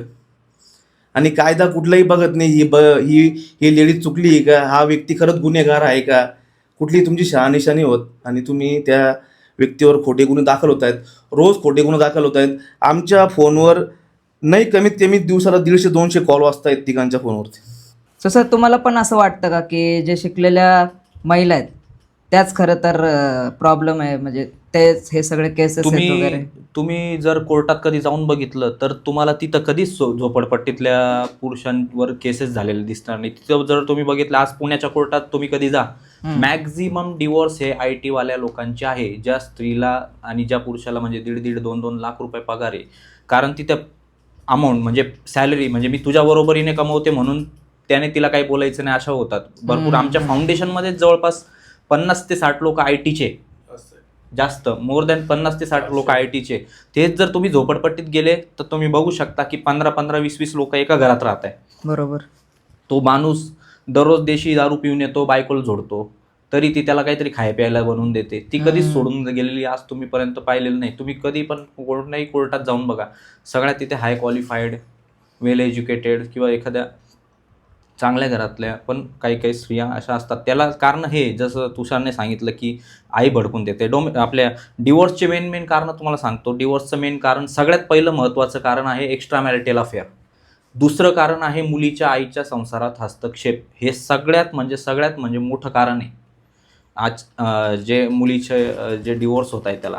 म्हणजे आम्ही बघतो आमच्याकडे आलेल्या केसेसपैकी 70% केसेस हे एक्स्ट्रा मॅरिटल अफेअर आणि आईच्या संसारात हस्तक्षेप या 2च कारणांमुळे झालेलं आहे. सर मग तुम्हाला असं वाटतं का की आईने काहीच बोललं नाही पाहिजे? असं नाहीये, पण योग्य मार्गदर्शन द्या की तू आता जसं तुषारने सांगितलं की तुला काम करायलाच पाठवलंय का तिथे, उलट ती हे सांगू शकेल की तू हे काम असं करू शकते, 10 मिनिटाचं काम 5 मिनिटात कसं करू शकते. त्यांच्या अनुभवाने सांगू शकतात ना ते या गोष्टी की तू हे काम करू नको, तुला कामालाच पाठवलंय का. ऑलरेडी आईवडिलांच्या घरी असताना स्त्रिया कामच करत असतात, त्या थोडी बसून असतात. आणि आज जर तुम्ही बघितलं ज्या स्त्रियांनी खोट्या केस केलेल्या आहे यांची जर तुम्ही माहेरची परिस्थिती बघितली ना तर त्यापेक्षा त्यांची सासरची परिस्थिती काही चांगली पटीने असते. चांगली असते. त्यांना बरोबर. फक्त कोणत्याही बापाला एक मुलगी फक्त लग्न झाल्यानंतर एक हाती पोचण्यासारखंच आहे. ते काही तिला घरी बसून ठेवत नाही. एक तर तिला ते नोकरीला पाठवतील, नाही तर घरकाम करायला लावतील. शेवटी 2-4 वर्षांनी ती बाईच कंटाळून जाते की कुठून मी यांचं ऐकून केसेस केल्या. आमच्याकडे असे पण भरपूर लोक म्हणजे की स्त्रिया येतात की परत जाऊ द्या आम्हाला आमचं पॅचअप करून द्या, पण ते 2-3 वर्ष ऑलरेडी त्यांचे मन एवढे हे होऊन गेलेले असतात एकमेकांपासून वेगळे की ते परत ते पॅचअप होत नाही कोर्टात गेल्यानंतर. मला मुलीच्या आईवडिलांना पण एक विनंती आहे की तुमची मुलगी जेव्हा लग्न करून सासरी जाते तेव्हा ती सासरविषयी काही तुम्हाला सांगते, तुम्ही तिची चौकशी करून घेत चला. कारण की आजकाल मुलींना संसार करायचा नसताना ते आपल्या आईवडिलांनी सुद्धा खोटं बोलतात की मला माहेरी त्रास, सासरी त्रास आहे. हे सुद्धा 100% खरी गोष्ट आहे. तुम्ही तिची शहानिशा करा, मग तुम्ही तिच्या सासरी जा आणि तिला मदत करण्याचा प्रयत्न करा. अथवा तुम्ही शहानिशा करत नाही, मुलगी खोटं बोलते, मला त्रास आहे, तिला कुठलाही त्रास राहत नाही. कारण की तुम्ही जो मुलगा शोधला आहे त्यासाठी तो एकदम परफेक्ट शोधला आहे. तुम्ही सगळी चौकशी करून तो मुलगा शोधला आहे, तर तिचं ऐकू नका. कारण की ह्या मुलींचे बाहेर काही असलं, त्याला आता त्यांनी विषय घेतला एक्स्ट्रा मॅरिटल अफेअर, हा खूप मोठा विषय असतो. काही मुली घरच्या दबावाखाली लग्न करून घेतात आणि आता तसंच होतंय आजकाल, तसंच होतंय. तर तुम्ही कृपया, आम्ही सगळे आईवडील दोषी नाहीत असं आम्ही असं म्हणत नाही. जे तुमची मुलगीची खरंच शहानिशा करून घ्या. कारण की अशा पण केसेस आहेत की मुलगी आपल्या आईवडिलांना खोटं बोलते की मला सासरी त्रास आहे आणि तुम्ही तिला घरी घेऊन येतात आणि तुम्ही कुठलीही पडताळणी करत नाही, कुठलीही शहानिशा करत नाही. तुम्ही डायरेक्ट जावायवर तुम्ही त्याला फोनवर धमकवणं, शिवीगाळ करणं तुम्ही चालून जातात. तो व्यक्ती तुम्हाला समजवण्याचा प्रयत्न करतो, तुम्ही त्याचं ऐकून नाही घेत. कारण की तुमचा मुलीवर विश्वास असतो. आजकाल मुली सासरवाडीची तर खोटं बोलतात, आपल्या आईवडिलांची बी खोटं बोलायला लागलेत, हे पण तितकंच खरं आहे. सो सर, तुम्हाला पण असं वाटतं का की जे शिकलेले मुली आहेत तेच प्रॉब्लेम आहे? नक्कीच. म्हणजे मॅक्झिमम ऑफ केसेसमध्ये शिकलेल्या मुलींचं आता होते काय की त्यांना शिक्षण झालेलं असते. मग त्यांना असं वाटतं मग आमचं शिक्षण झालं म्हणजे आता आम्ही एम्पावर झालो आहे, तर मग ते तेवढेच त्या जमान्याच्या कॉन्टॅक्टमध्ये येतात. त्यानंतर मग त्यांच्यामध्ये अजून एक फेमिनिझमचा अजून एक भूत जातो. आता कसं फेमिनिझमचा कॉन्सेप्ट आणि त्यांच्यात जे फेमिनिझम जाते ते खूप वेगळ्या गोष्टी आहेत. मग त्यांना कळायला लागते की अच्छा असे लॉज आहेत जे आपल्या फेवरमध्ये वर्क करतात. मग ते स्वतःला एंटायटल समजतात की आपण आता काही पण करू शकतो. मी असे पण केसेस बघितलेले आहेत की जिथे बायकोचा एक्स्ट्रा मॅरिटल अफेअर धरला गेला आहे. मुलांनी त्याच्या सासू सासऱ्याला सांगितलं आहे, म्हणजे मुलीच्या आईवडिलांना, की हिचं असं असं आहे. सासू म्हणते काय झालं मग, जाऊ द्या, माणूस आहे तुम्ही समजून घ्यायला पाहिजे. अरे बाप. सासरा म्हणतो माझ्या मुलीला तू वागवत कसं काय नाही, मी बघतो, तुला पोलीस स्टेशन दाखवतो, तुला कोर्ट दाखवतो, नाही वागवलं तर तुझी प्रॉपर्टी आमच्या नावावर कर, फ्लॅट नावावर कर. मग असे प्रकार घडतात.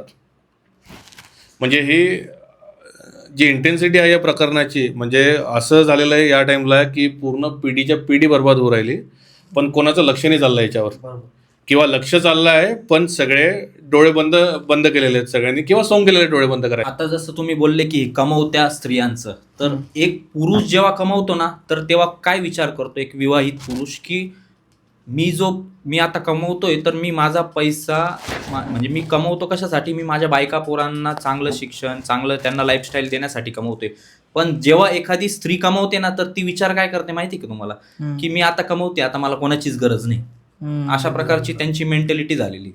ओके सर, काय सांगाल त्या मेंटॅलिटी? या मेंटॅलिटीचं म्हणजे तुम्हाला खरं वाटेल की 30-40% पुरुषांनी आपल्याच बायकोला नोकरीला लावलेलं आहे. ओके. हो, की का नोकरीला लावलं आहे की जेव्हा माणूस लग्न करतं तेव्हा आपसुकं त्या बोलण्या होतात की आमची मुलगी शिकणार आहे. मग एखादा, तुम्हाला सांगतो, नवरा हा खूपच चांगला विचार करतो, बाई तू शिकली ना, तुझं शिक्षण वाया नको जायला, बरोबर, तर तू नोकरीला लाग. तर अशा काही नवऱ्यांना आपल्या बायकोला लावलंय नोकरीला, विश्वासाने नोकरीला लावलंय. त्यांच्यावर सुद्धा या घरगुती ज्या खोट्या केसेस पडलेले आहेत की आमचा नवरा आम्हाला बाहेर जॉब करू देत नाही, आमच्यावर दबाव पाडतोय, आणि त्यांना त्या बायका सोडून गेलेल्या आहेत. जॉबला लागलं तर एक्स्ट्रा मॅरिटल अफेअर. आणि मला ह्या एक्स्ट्रा मॅरिटल अफेअर जे आहे त्याला आपण काय म्हणतो, अनैतिक संबंध. हे जे अनैतिक संबंधांमध्ये जे पडतात ना, घरगुती बायकांच्या प्रेमात जे पडतात ना, त्यांना एकच सांगायचं आहे, जी बाई आपल्या नवऱ्याची नाही झाली, जी बाई त्या लेकरांची नाही झाली, ती बाई चांगल्या घराची नाही झाली, ती तुझी होणार आहे का? 1 लाख रुपये पगार आहे त्या व्यक्तीला, तिला 3 मुलं आहेत, चांगला बंगला आहे, ती त्या माणसांची नाही झाली, ज्याच्या चांगल्या घराची, ते तुझी होणार आहे का? आणि अनैतिक संबंधांचा आहे ना, आणि अनैतिक संबंध जे आहेत त्याचा शेवट खूप भयानक असतो. इतका भयानक असतो ना, अनैतिक संबंधांमध्ये कधी पण तो मरतो ती मरत नाही. लक्षात ठेवायचं, तो मरतो ती मरत नाही. क्षणिक सुखासाठी ना तिचा संसार उद्ध्वस्त करू नका आणि आपलाही करू नका. आणि अशा महिलांवर तर विश्वास अजिबात ठेवू नका. कारण की आपला समाजात तसं होऊन गेला आहे, एखादा पुरुष रडायला लागला तर त्याला 10 लोक बोलतात, काय रडतोय, बाईवानी रडतोय, काय बाईलावानी रडतोय. पण एखादी जर स्त्री रडायला लागली तर त्याला 10 पुरुष आमच्या खांदी द्यायला पळतात, ती का रडते असं. ही समाजाची परिस्थिती आहे. तुम्ही जाणून घ्या, ती आज एक खरी परिस्थिती आहे. तुम्ही नोकरीला जात आहेत आणि मला हे एक्स्ट्रा मॅरिटल जे राहतात अनैतिक संबंधांवाले, त्यांचं प्रेम संबंध कुठे तयार होतात, ते एका ठिकाणी ऑफिसमध्ये काम करतात. त्यांचं एकच वाक्य असतं, तुम्ही जेव्हा एक्स्ट्रा मॅरिटल अफेअर म्हणजे लोक पडतात ना, त्यांचं एकच वाक्य असतं, ती मला वेळ देतो, तो मला वेळ देतो. आपण वेळ कोणासाठी देतोय? त्या कामात ज्या आपण ऑफिसमध्ये कामासाठी आलोय त्या कामासाठी आपण वेळ देतोय. त्या कामाच्या मोबदल्यात ती व्यक्ती आपण पगार देते, त्या पगारावर आपलं घर चालतंय. आणि ते आपण जे लग्न केलेलं आहे ज्या पुरुषासोबत, त्यासोबत आपलं जे आपण जे समाजात थ्रू जे लग्न करून आलोय ते संसार आपण पुढे जाऊ द्यायचं आहेत. तो वेळ देतो, ती वेळ देते. एकाच ठिकाणीच राहून तुम्ही आता आम्ही 8 घंटे एका ठिकाणी जॉब करतो म्हणजे आम्ही एकमेकांना वेळ देतो का? पुरुषांना बाई जातीचं हेच वाक्य आहे, तर काय वेळ देतो? मी एकाने ऐकलं, काय तो व्यक्ती तिला काय वेळ देतो? तो म्हणे ऑफिस सुटल्यानंतर तो तिला पाणीपुरी खाऊ घालतो. ही का वेळ झाली का? एक वेळ देणं झालं. तो तुझी वाट बघते. तुम्ही एक घर घेतलंय, तुमचं लग्न झालंय, तुम्ही एक घर घेतलंय, ते घरामध्ये तुमचं संसार आहे, तुमचे मुलं बाळ आहेत, तुमची जबाबदारी आहे. एक समाज म्हणून, तुम्ही एक कपल म्हणून तुमची जबाबदारी, तुम्ही त्या मुलांना जन्म दिला नाही त्याला चांगले संस्कार करून समाजात मोठे करा. नाहीतर या अशी परिस्थिती उद्भवते. एका ठराविक वयानंतर आहे ना, प्रेम पैसा काही महत्त्व राहत नाही. त्याला साथ महत्त्वाची असते आणि चांगला जोडीदार खूप महत्त्वाचा असतो. आणि सुरुवातीला जो लग्न झालेलं ना, तुम्हाला खरंच त्रास आहे ना महिलांना, खरंच त्रास आहे ना, तर खरंच तुम्ही ते घर सोडा. पण मला नाही वाटत, कारण की आजकाल कोणता पुरुष त्रास देत नाही आणि 99% महिला ह्या खोट्याच बोलतात क्षणिक सुखासाठी. आणि तुम्हाला असं वाटतं की कोर्ट कचेरी आपण याला कोर्टात खेचू आणि पोलीस स्टेशनला बोलू. तुम्ही जे TV सिरियलमध्ये किंवा पिक्चरमध्ये जसं कोर्ट आणि पोलीस बघतात ना पोलीस स्टेशन, तसं ॲक्च्युअली परिस्थिती तशी नाही आहे. थोडं वेगळी परिस्थिती आहे. कोर्टात गेल्यानंतर लगेच न्याय नाही मिळत. कोर्ट पण विचार करतं, प्रत्येक बाजूने विचार करतं कोर्ट. तर कृपया तुम्हाला खरंच त्रास असेल, खरंच तुम्ही जा. आणि तुम्हाला सांगायला हे वाटेल मला, जितके पण निर्व्यसनी लोक आहेत ना, निर्व्यसनाला शोक नाही, त्यांच्यावर खोटे केसेस पडलेले. म्हणजे त्या व्यक्तीला कुठलंही व्यसन नाही, त्या व्यक्तीवर या खोट्या केसेस पडलेल्या आहेत. ओके. सर, माझं काउंटर क्वेश्चन हा असेल की मग आता ज्यांचं पण लग्न होतात किंवा फॉर एक्झाम्पल तुम्ही स्पेसिफिक आता महिलांना जॉबला पाठवाल का? मग जर तुम्ही एवढे केसेस बघताय, हे बघा, हे सगळं विश्वासावर चालू आहे. विश्वासावर, त्याला म्हणतो ना आपण विश्वास, खूप ट्रस्ट महत्वाचा आहे. आपण महिला आणि पुरुष का जॉब करतोय की आपलं फ्युचर जे आपण पुढे जे येणारं फ्युचर आपलं चांगलं व्हावं. पैसा माणूस त्यासाठी कमवतो. बरोबर. दुसरी गोष्ट, जे मुलं जन्माला घातले त्यांचं भविष्यासाठी, त्यांचं चांगल्या शिक्षणासाठी, चांगल्या याच्यासाठी तो धडपडतो, इतकं धडपडतो. तुम्ही दोघं धडपडतात. I well good. जो नवरा बायको खरंच सगळं सांभाळून सगळं काम करतात ते. आणि तुम्ही जर एखादी महिला जॉब करते ना, तिला सासू सासरे घरात पाहिजेच. सासू सासरे आजकाल मुलींना नको आहेत. आणि त्याच्यामुळे सुद्धा डोमेस्टिक व्हायलन्सच्या केसेस याच्यामुळेच पडत आहेत. घरगुती जे डोमेस्टिक व्हायलन्सची केस आहे ना, घरात मुलींना सासू सासरे नको आहेत म्हणून डोमेस्टिक व्हायलन्सची केस टाकली जाते. आणि ज्या व्यक्तीने ₹1 हुंडा नाही घेतलेला असतो ना, ₹1 हुंडा, त्याच्यावर हुंडाबळीची केस पडते. आणि जो आपल्या बायकोच्या अनैतिक संबंधांना जो विरोध करतो ना, त्याच्यावर 125 CRPC मेंटेनन्सची केस पडते. आणि हे त्रिवार सत्य गोष्ट आहे. कोणी नाकारो. कारण की हे आम्ही आमच्या मनाचे गणिताने बोलवते. आज आम्ही हजारो लोकांची संपर्क केला आहे. आज हजारो लोक महाराष्ट्रातले, कान्याकोपऱ्यातले, महाराष्ट्रच नाही, मध्य प्रदेश, गुजरात, कर्नाटक, गोवा, बँगलोर, इथून लोक त्यांची आपबीती आम्हाला फोनवर सांगतात. आणि एखादा माणूस फोनवर न रडताना कधीच खोटं बोलत नाही, हे आम्हाला चांगलं माहिती. आणि आम्ही पकडून घेतो कोणता माणूस खरं बोलतोय आणि कोणता माणूस खोटं बोलतोय. कारण की त्याला एक प्लॅटफॉर्म उपलब्ध करून दिला आहे पुरुष स्वाभिमानी फाउंडेशननी, की बोल तुझी व्यथा काय. आणि जेव्हा एखादा पुरुष रडतो ना, तेव्हा ती भयानक परिस्थिती असते जेव्हा एखादा पुरुष रडतो आणि पुरुष रडतो आणि जेव्हा तो रडत नाही समजून घ्यायचं तर त्याने आत्महत्या केलेली आहे. या सिस्टीममुळे आत्महत्या केली आहे कारण त्याचं कोणी ऐकून नाही घेतात. तो घरात मोठा जर असला तो आपल्या लहान भावंडांना आपली घरची परिस्थिती सांगू शकत की मला असा त्रास होतोय असं. आणि काय झालं माहिती आहे का, सगळे त्रासलेले आहेत. कोणी ऍडजस्टमेंट करते, कोणी काय करते, कोणी पळवाटा म्हणजे बायका धमक्या देतात पुरुषांना, मी असं केसेस करेल, मी पोलिसांनी धमक्या देतात, ते माहेरी निघून जाईल, तू एकटा बस, हे कर, मला ये ते. या धमकींमुळे आज पुरुष गुमगुमत आपले संसारावर लढत आहेत. आणि काही महिला खूपच चांगल्या आहेत, त्या आपला संसार चांगल्या पद्धतीने करतायत. ज्या महिलांना खरंच अत्याचार आहे ना, ह्या अशा महिलांमुळे ज्या खोट्या केसेस करतात त्यांच्या सुद्धा लोकांचा दृष्टिकोन बदललेला आहे बघण्याचा. तुम्ही पण खोट्या आहात असं. इतक्या केसेस वाढलेल्या आहेत खोट्या केसेस. आणि ह्या खोट्या केसेस, महिला खोट्या केसेस हे 99% खोट्या असतात. हे मी नाही म्हणते, आमच्या गणित नाही, कोर्टाने सुद्धा सांगितलेलं आहे की आत्ताच्या जे महिला आहेत त्यांना मग कामावर लावावं का, हा एक प्रश्न सगळ्यांच्या पुरुषांमध्ये येतो ज्यांचं आता लग्न झालंय. येस. जसं तुषारने सांगितलं की सगळ्या महिला एक सारख्या नसतात. आणि आमचा विरोध किंवा आम्ही जे काम करतोय की आम्ही सगळ्या महिलांच्या विरोधात काम करत नाही. आम्ही फक्त त्याच महिलांच्या विरोधात काम करतोय ज्या कायद्याचा गैरवापर करून खोट्या केसेस करताय. आलं लक्षात. आता तुम्ही म्हणाल की महिलांना नोकरीला लावावं का नाही. आता माझं लग्न झालेलं आहे दुसरं, पहिला डिवोर्स होऊन माझं सेकंड मॅरेज झालंय. माझी जी वाईफ आहे तिने स्वतःने मला मदत करण्यासाठी, या पत्नी म्हणजे आमच्या फाउंडेशनसाठी काम करण्यासाठी स्वतःने LLB केलं आणि ती आम्हाला आता मदत करते. त्याच्यामुळे हे जिवंत तुमच्या समोरचं उदाहरण, मी दुसरं तिसरं कोणतंच उदाहरण नाही देत. माझी स्वतःची बायको पुरुषांना आम्हाला मदत करण्यासाठी स्वतः तिने तिचं IT MSc केलं होतं, तिने ते फील्ड सोडून LLB करून आता या पुरुषांसाठी मदत करण्याचं आम्हाला तत्पर आहे.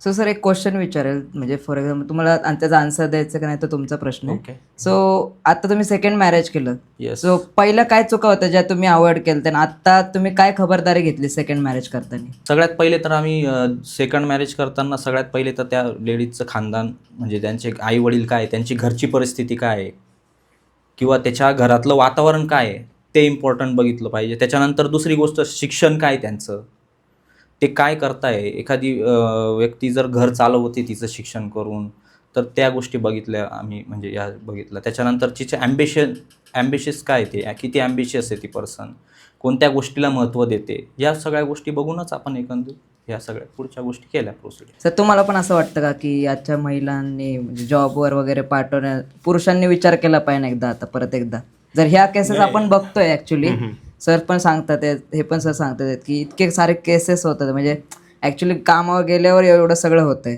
सो तुम्हाला पण असं वाटतं की त्यांना न पाठवलेलंच बरं? नाही, आता कसं आहे ना, हा म्हणजे इतका काही असं शॉर्ट कॉन्सेप्ट नाही आहे. आता आपण किती पण जर कधी अडवलं, पण एका महिलेला जर कधी एक्स्ट्रा मॅरिटल करायचंच आहे तर ती घरी राहून पण करू शकते आणि बाहेर जाऊन पण करू शकते. आता त्या महिलावरही डिपेंड आहे की आपण आपल्या पार्टनरसोबत ऑनेस्ट राहायचं, तिचे संस्कार, तिचे एथिक्स, त्याच्यावरच सगळं काही डिपेंड राहणार. सो सर आपण जसं की बोलतोय सगळे सीन्स, सो मला एक क्वेश्चन येतो याच्यामध्ये की तुम्ही कसं काय म्हणू शकता की प्रत्येक केसमध्ये म्हणजे का पुरुषांवर अत्याचार होतोय वगैरे वगैरे, कसं आयडेंटिफाय कसं करताय? प्रत्येक केस खोटी असं, प्रत्येक पुरुषांवर होणारी जी केस आहे ती खोटी असं. बरोबर. ते काय असतं, नवरा बायकोचं जे नातं आहे, जे भांडण म्हणतो आपण, नवरा बायकोचं जे भांडण आहे, हे 4 भिंतींच्या आत झालं आणि 4 भिंतींच्या आत मिटलं तर ते स्वर्गाहून चांगलं आहे. पण ते 4 भिंतींच्या आत आल्यानंतर ती जेव्हा कुठल्या तरी एक कारण असतं, आणि भांडण, मी तुम्हाला सरळ सांगतो, पहिलं भांडण लग्नानंतर आईवडिलांपासून वेगळं राहणं, बरोबर, ही खूप मोठं हे, स्वतःची लाईफ एन्जॉय करणं म्हणजे माझ्या पद्धतीने जगणं, म्हणून आईवडिलांपासून वेगळं राहणं, मला तुझे आईवडील नको हे. आणि 2-3 कारणं अशा असतात की ती ह्याच कारणामुळे कुठं बाहेर तिचा अफेअर असेल किंवा तिचं काहीतरी XYZ कारणं असेल, ते ह्याच कोणत्या कारणामुळे ती माहेर निघून जाते. आणि पुरुष आतोनात प्रयत्न करतो तिला माहेरून सासरी घेऊन येण्याचा, पण ती आडली जाते. जोपर्यंत तू तुझे आईवडील सोडत नाही तोपर्यंत मी सासरी नांदायला येणार नाही, ही मुलींची पहिली अट असते. आणि ही जगातल्या जितके पण पुरुषांनी आत्महत्या, जितके पुरुषांनी लग्न केले ना, 80% पुरुषांना ही अटमधला सामोरे जावंच लागतं. जेवढ्यांवर खोट्या केसेस पडले आहेत त्यांना हे सामोरंच जावं लागतं की मला लग्नानंतर तुमचे आई वडील नको. तुमच्या पुण्या सिटीमध्ये आई वडिलांना डस्टबिन म्हणतात मुली. डस्टबिन म्हणजे तू कुठल्या अँगलने, म्हणजे तू आणि या मुलींचं एकच वाक्य ऐकायला मिळतं की आम्ही आजच्या युगातल्या स्त्रिया आहेत, आम्ही आजच्या युगातल्या महिला आहोत. असं काय केलं तुम्ही? आजच्या युगातले स्त्रिया आहात तुम्ही, काय केलं काय तुम्ही? मग त्या मागच्या युगातल्या ज्या स्त्रिया होत्या त्या स्त्रिया नव्हत्या का? काय केलं काय तुम्ही? मी या गोष्टी बोलतो ज्यांनी नवऱ्यानं खोट्या केसेस केल्या आहेत. हां, आपला मुद्दा काय होता की जेव्हा एखादी महिला भांडण करून माहेरी निघून जाते तर सुरुवातीला तिला पण माहीत नसतं की महिला सेल काय, महिला भरोसा सेल काय, महिला आयोग काय, 498ची केस काय, डोमेस्टिक व्हायलन्सची केस काय, ह्या केसेस तिला पण माहीत नसतात. पण तिच्या त्या इगो प्रॉब्लेममुळे, तिचा जो इगो प्रॉब्लेम आहे, त्या इगो प्रॉब्लेममुळे ती पुरुषांवर केस करते. आता पहिली जी केस पडते पुरुषांवरती, तिला पण माहीत नसते आपण कोणती केस टाकायची. पहिली जी केस आहे ती म्हणजे महिला भरोसा सेल म्हणतो आपण तिला, आणि तीच कन्वर्ट होते 498/85 मध्ये कन्वर्ट, म्हणजे हुंडाबळीच्या केसमध्ये. तर त्या केसमध्ये XYZ महिला आपल्या नवऱ्यावर काय ॲलिगेशन करते की माझा नवरा दारू पिऊन मारझोड करतो. ओके, तो फ्लॅट घ्यायला पैसे मागतो. हे कॉमन प्रॉब्लेम आहे. एक हाच कॉपी पेस्ट हे सगळ्यांची महिलांची प्रॉब्लेम. तो दारू पितो, तो मला मारझोड घ्यायला माझ्याकडनं फ्लॅट घ्यायला पैसे मागतो. मला माझ्या सासऱ्यांनी मला डांबून ठेवलं 10 दिवस, त्यांनी मला जेवायला दिलं नाही. माझी सासू पण त्यामध्ये इन्व्हॉल्व होती. फ्लॅट घेण्यासाठी, पैसे घेण्यासाठी, फ्लॅट घेऊन पैसे घेऊन ये असं. माझा नवरा हा आतूनात दारू पितो किंवा तो बेरोजगार आहे. म्हणजे ही का ॲलिगेशन करते नवऱ्यावरती की नवऱ्याने हे ॲलिगेशन वाचून मी जे कारणं सांगितले, मी जे सांगितलंय ते माझं त्यांनी ऐकावं, ह्या कारणामुळे ते ॲलिगेशन करून नवऱ्यावर महिला भरोसेमध्ये केस करते आणि तीच केस 498 कन्वर्ट होते. पण होतं याचं उलटं होतं. 498ची केस दाखल होते तर नवरा जो पुरुष व्यक्ती असतो तो बी आपल्या बचावासाठी कुठली गोष्ट कुठली तरतूद करतो आणि तो त्या बचावातून बाहेर पडतो. त्या गोष्टीला लगेच काही तिथं कारवाई होत नाही, होते फक्त 498 त्याच्यावर FIR दाखल होते. ते जामीन वगैरे घेतले पोलीस स्टेशनला, तर एक जामीन झाला, ती प्रोसेस चालते. मग आता स्त्रीला प्रश्न पडतो की आपण जी केस केली, मला जे पाहिजे होतं ते काही घडलं नाही, नवरा काही आला नाही माफी मागायला, म्हणजे माझ्या घरी आला नाही किंवा तिची पूर्ण फॅमिलीने आली, सासू सासरेने आले, बहीण भाऊने आले, तर मग आता करायचं काय?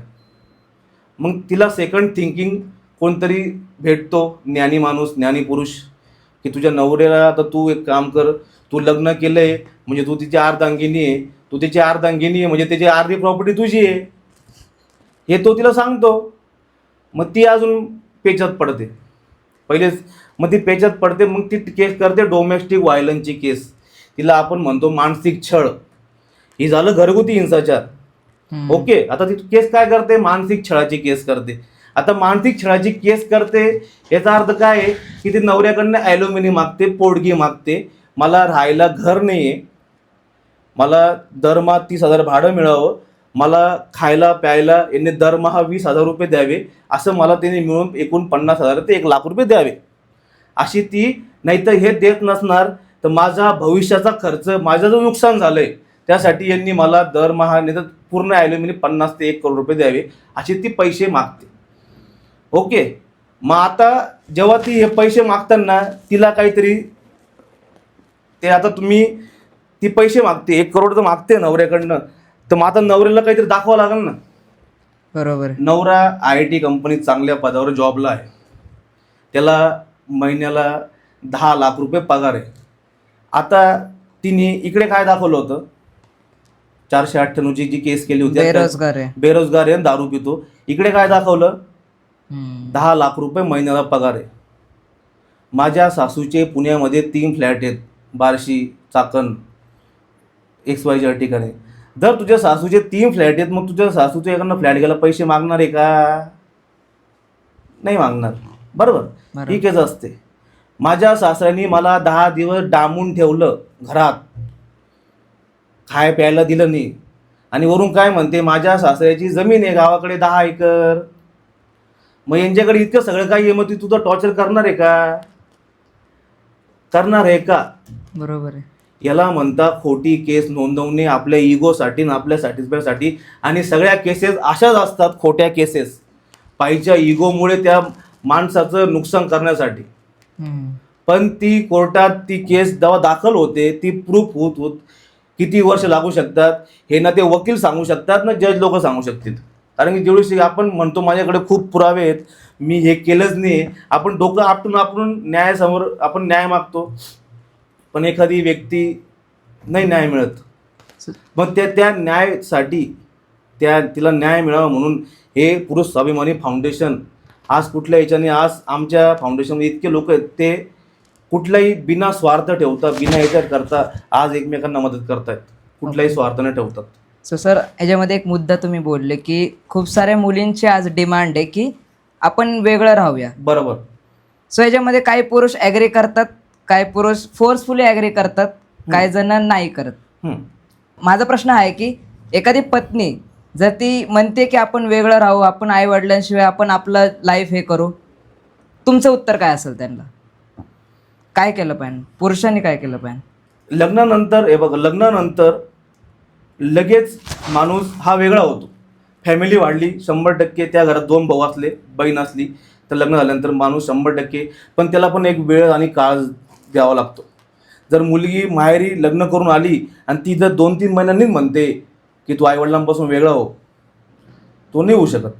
बरोबर आहे. हां. आणि जर एखादा मुलगा शहरात राहतोय आणि त्याचे आईवडील जर ट्रीटमेंटसाठी हॉस्पिटलच्या उपचारासाठी तर त्याच्याकडे येत असतील आणि त्या मुलगी जर ते आल्यानंतर ती माहेरी निघून जात असेल तर मग आपण या गोष्टीला काही नाही म्हणू. तो विनवण्या करतो की हे माझ्या उपचारासाठी आले, की आमच्या गावाला, आमच्या तालुक्या ठिकाणी, आमच्या जिल्ह्या ठिकाणी ह्या ट्रीटमेंट उपचार नाही म्हणून ते माझ्याकडे आलेले आहेत, नाशिक, पुणे, मुंबई या सिटीमध्ये. तर ते उपचार केले तर ते आज निघून जातील. आज तुम्ही जर ग्रामीण भागात गेले ना, खूप मोठमोठे बंगले आहेत लोकांचे, त्या घरात फक्त 2च लोक राहतात, एक आजी आणि आजोबा, त्या बंगल्यात कोणी नाही.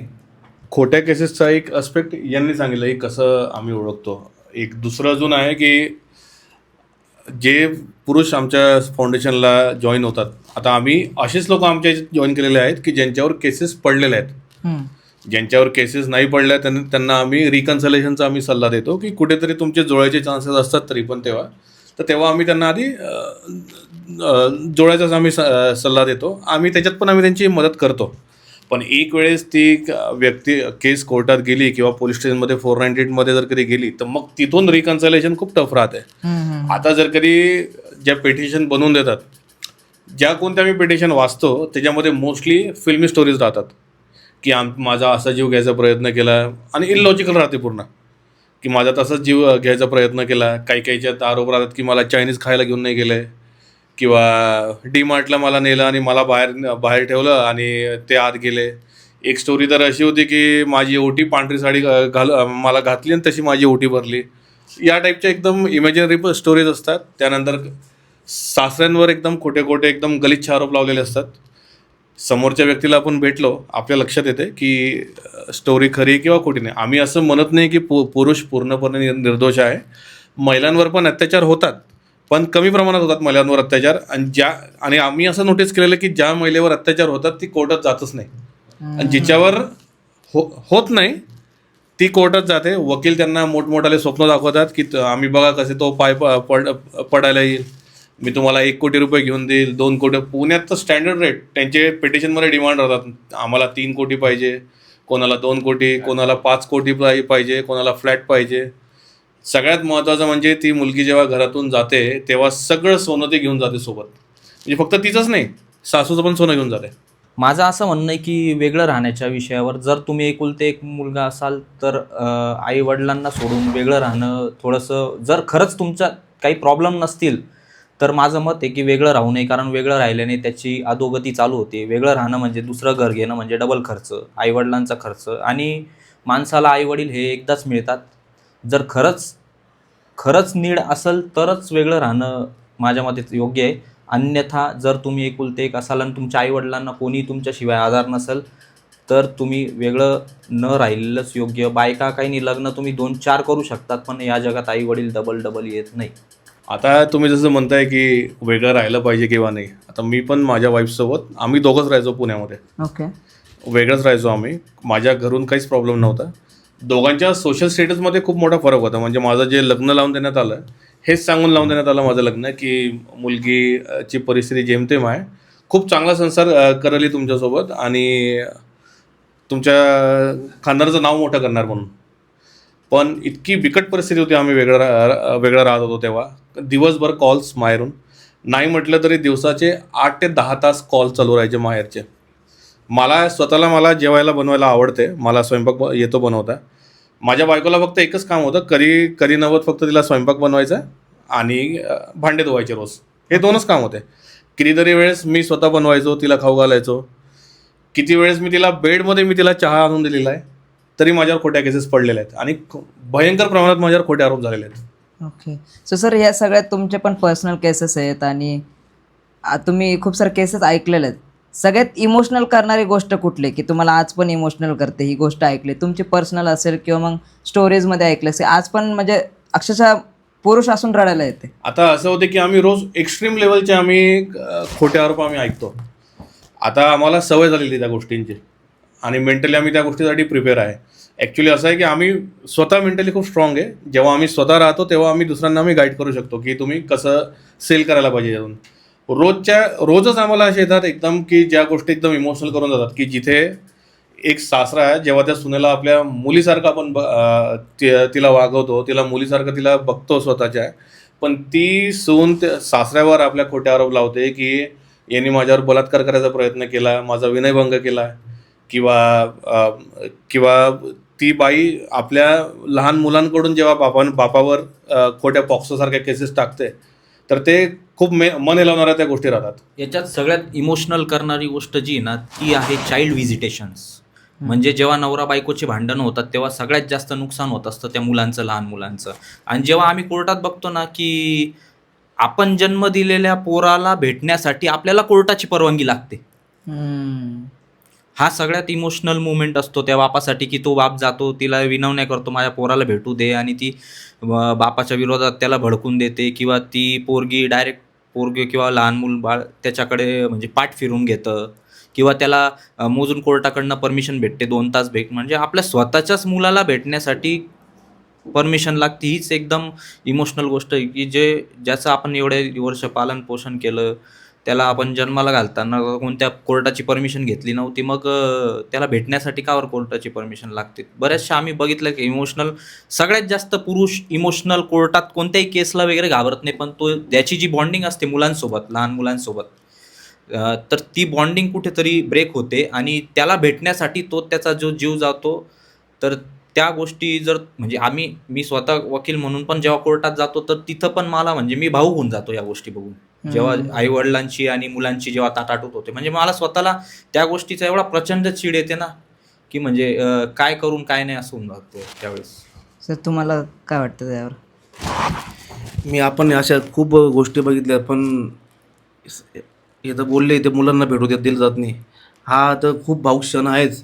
तर आता एक मेळाव्याला एक बीड तालुक्यातला एक व्यक्ती होता, त्याने मला व्हिडिओ दाखवला. तर अक्षरशः व्हिडिओ बघून मी पण म्हणजे आम्ही खूप केसेस ऐकले आहेत, मी पण माझंही मन व्हायबल झालं. त्या व्हिडिओमध्ये त्याची 10 वर्षाची मुलगी चपात्या बनवते, कारण की आपल्या वडिलांना चपात्या म्हणजे बांधून द्यावं, आणि पुण्याला ते जात होते मेळाव्याला, आणि घराचं सगळं काम ती मुलगी करत होती. निवड 10 वर्षाची मुलगी आपल्या 7 वर्षाच्या भावंडांना सांभाळून, आपल्या वडिलांना सांभाळून ती मुलगी चपात्या बनवत होती.